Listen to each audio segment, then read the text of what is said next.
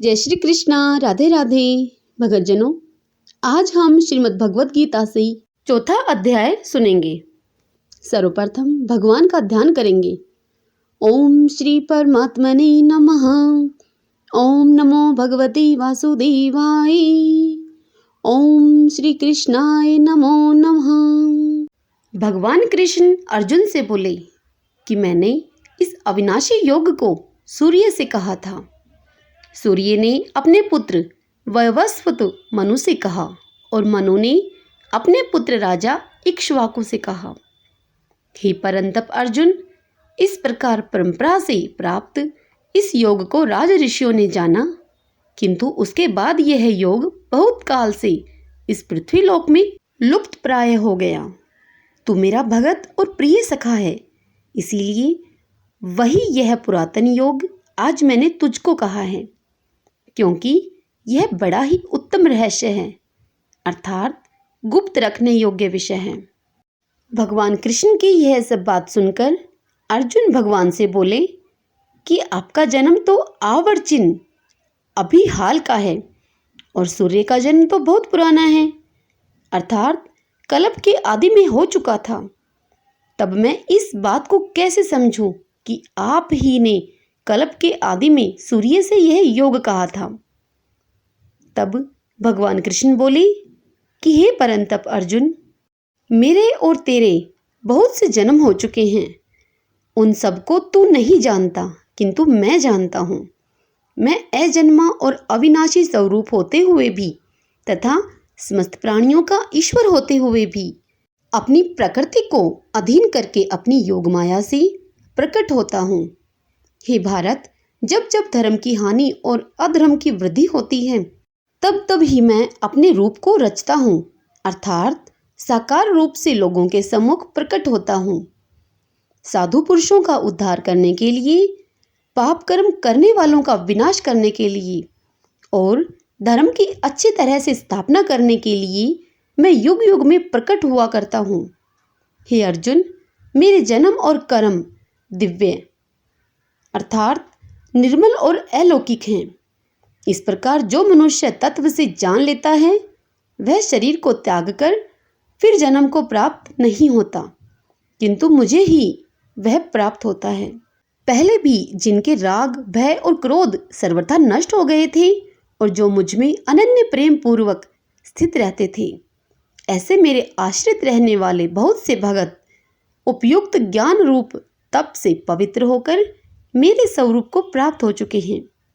हे अर्जुन, जो भगत मुझे जिस प्रकार भजते हैं, मैं भी उनको उसी प्रकार भजता हूँ, क्योंकि सभी मनुष्य सब प्रकार से मेरे ही मार्ग का अनुसरण करते हैं।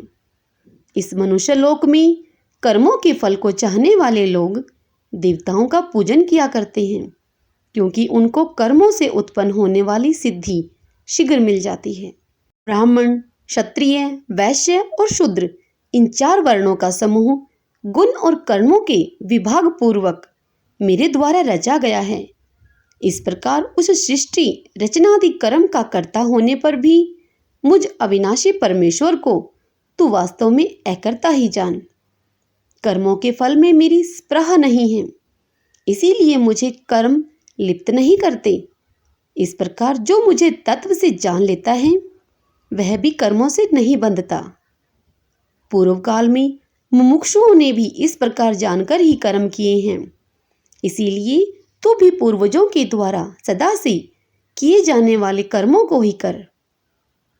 कर्म क्या है और अकर्म क्या है, इस प्रकार इसका निर्णय करने में बुद्धिमान पुरुष भी मोहित हो जाते हैं। इसीलिए वह कर्म तत्व मैं तुझे भली भांति समझा कर कहूँगा, जिसे जानकर तू अशुभ से अर्थात कर्म के बंधन से मुक्त हो जाएगा। कर्म का स्वरूप भी जानना चाहिए और अकर्म का भी तथा विकर्म का भी स्वरूप जानना चाहिए, क्योंकि कर्म की गति गहन है। जो मनुष्य कर्म में अकर्म देखता है और जो अकर्म में कर्म को देखता है, वह मनुष्यों में बुद्धिमान है और वह योगी समस्त कर्मों को करने वाला है। जिसके संपूर्ण शास्त्र सम्मत कर्म बिना कामना और संकल्प के होते हैं तथा जिसके समस्त कर्म ज्ञान रूप अग्नि के द्वारा भस्म हो गए हैं, उस महापुरुष को ज्ञानीजन भी पंडित कहते हैं। जो पुरुष समस्त कर्मों में और उनके फल में आसक्ति का सर्वथा त्याग करके संसार के आश्रय से रहित हो गया है और परमात्माओं में नित्य तृप्त है, वह कर्मों में भली भांति बरतता हुआ भी वास्तव में कुछ भी नहीं करता। जिसका अंतःकरण और इंद्रियों के सहित शरीर जीता हुआ है और जिसने समस्त भोगों की सामग्री का परित्याग कर दिया है, ऐसा आशा रहित पुरुष केवल शरीर संबंधी कर्म करता हुआ भी पापों को नहीं प्राप्त होता। जो बिना इच्छा के अपने आप प्राप्त हुए पदार्थ में सदा संतुष्ट रहता है, जिसमें ईर्ष्या का सर्वथा अभाव हो गया है, जो हर्ष शोक आदि द्वंद्वों से सर्वथा अतीत हो गया है, ऐसा सिद्धि और असिद्धि में सम रहने वाला कर्मयोगी कर्म करता हुआ भी उनसे नहीं बंधता। जिसकी आसक्ति सर्वथा नष्ट हो गई है, जो देहाभिमान और ममता से रहित हो गया है, जिसका चित्त निरंतर परमात्मा के ज्ञान में स्थित रहता है, ऐसा केवल यज्ञ संपादन के लिए कर्म करने वाले मनुष्य के संपूर्ण कर्म भली भांति विलीन हो जाते हैं। जिस यज्ञ में अपर्ण अर्थात श्रुत्व आदि भी ब्रह्मा है तथा ब्रह्मा रूप कर्ता के द्वारा ब्रह्मा रूप अग्नि में आहुति देना रूप क्रिया भी ब्रह्मा है, उस ब्रह्मा क्रम में स्थित रहने वाले योगी द्वारा प्राप्त किए जाने योग्य फल भी ब्रह्मा ही है। दूसरे योगी जन देवताओं के पूजन रूप यज्ञ का ही भली भांति अनुष्ठान किया करते हैं और अन्य योगी जन पर ब्रह्मा परमात्मा रूप अग्नि में अभेद दर्शन रूप यज्ञ के द्वारा ही आत्म रूप यज्ञ का हवन किया करते हैं। अन्य योगी जन श्रोत्र आदि समस्त इंद्रियों को संयम रूप अग्नियों में हवन किया करते हैं और दूसरे योगी लोग शब्दादि समस्त विषयों को इंद्रिय रूप अग्नियों में हवन किया करते हैं। दूसरे योगी जन इंद्रियों की संपूर्ण क्रियाओं को और प्राणों की समस्त क्रियाओं को ज्ञान से प्रकाशित आत्म संयम योग रूप अग्नि में हवन किया करते हैं। कई पुरुष द्रव्य संबंधी यज्ञ करने वाले हैं, कितने ही तपस्या रूप यज्ञ करने वाले हैं और दूसरे कितने ही योग रूप यज्ञ करने वाले हैं। कितने ही अहिंसावादी तीक्ष्ण व्रतों से युक्त यतनशील पुरुष स्व अध्याय रूप ज्ञान यज्ञ करने वाले हैं। दूसरे कितने ही योगी जन अपान वायु में प्राण वायु को हवन करते हैं, वैसे ही अन्य योगी जन प्राण वायु में अपान वायु को हवन करते हैं तथा अन्य कितने ही नियमित आहार करने वाले प्राणायाम परायण पुरुष प्राण और अपान की गति को रोककर प्राणों को प्राणों में ही हवन किया करते हैं। ये सभी साधक यज्ञों के द्वारा पापों का नाश कर देने वाले और यज्ञों को जानने वाले हैं। हे कुरुश्रेष्ठ अर्जुन, यज्ञ से बचे हुए अमृत का अनुभव करने वाले योगी जन सनातन पर ब्रह्मा परमात्मा को प्राप्त होते हैं और यज्ञ न करने वाले पुरुष के लिए तो यह मनुष्य लोक भी सुखदायक नहीं है, फिर परलोक कैसे सुखदायक हो सकता है। तत्पश्चात भगवान अर्जुन से कहने लगे कि हे अर्जुन, इसी प्रकार और भी बहुत तरह के यज्ञ वेद की वाणी में विस्तार से कहे गए हैं। उन सबको तू मन इंद्रिय और शरीर की क्रिया के द्वारा संपन्न होने वाले जान। इसी प्रकार तत्व से जानकर उनके अनुष्ठान के द्वारा तू कर्म बंधन से सर्वथा मुक्त हो जाएगा। हे परंतप अर्जुन, द्रव्यमय यज्ञ की अपेक्षा ज्ञानमय अत्यंत श्रेष्ठ है तथा यावन मात्र संपूर्ण कर्म ज्ञान में समाप्त हो जाते हैं। उस ज्ञान को तू तत्वदर्शी ज्ञानियों के पास जाकर समझ, उनको भली भांति दंडवत प्रणाम करके उनकी सेवा करने से और कपट छोड़कर सरलता पूर्वक प्रश्न करने से वे परमात्म तत्व को भली भांति जानने वाले ज्ञानी महात्मा तुझे उस तत्व ज्ञान का उपदेश करेंगे, जिसको जानकर फिर तू इस प्रकार मोह को नहीं प्राप्त होगा। तथा हे अर्जुन, जिस ज्ञान के द्वारा तू संपूर्ण भूतों को निःशेष भाव से पहले अपने मन में और पीछे मुझ सच्चिदानंद घन परमात्मा में देखेगा।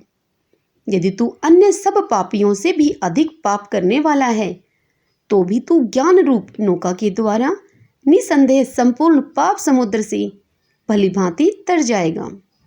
क्योंकि हे अर्जुन, जैसे प्रज्वलित अग्नि ईंधन को भस्म कर देता है, वैसे ही ज्ञान रूप अग्नि संपूर्ण कर्मों को भस्म कर देता है।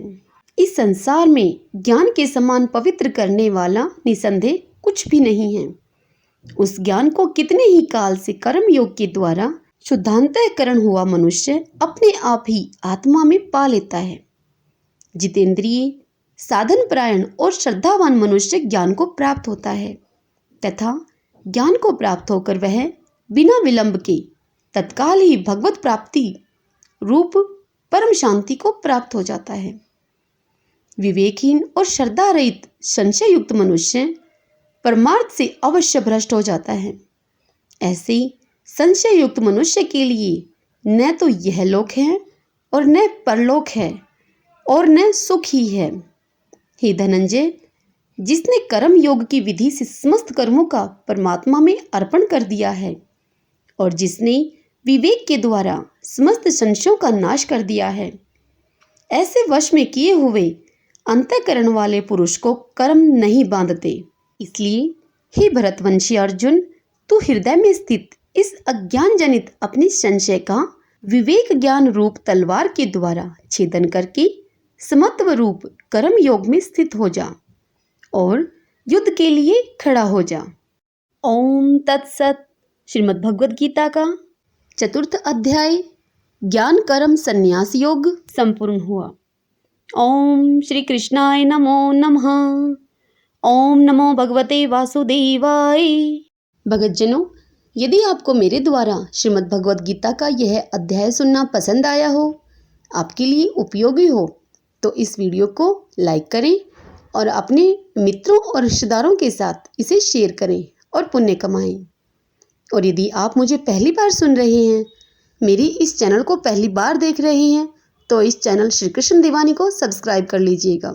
बेल आइकन वाला बटन भी प्रेस कर लीजिएगा ताकि आपको मेरे आने वाले वीडियोस की नोटिफिकेशन सबसे पहले मिल सके। जय श्री कृष्णा। राधे राधे।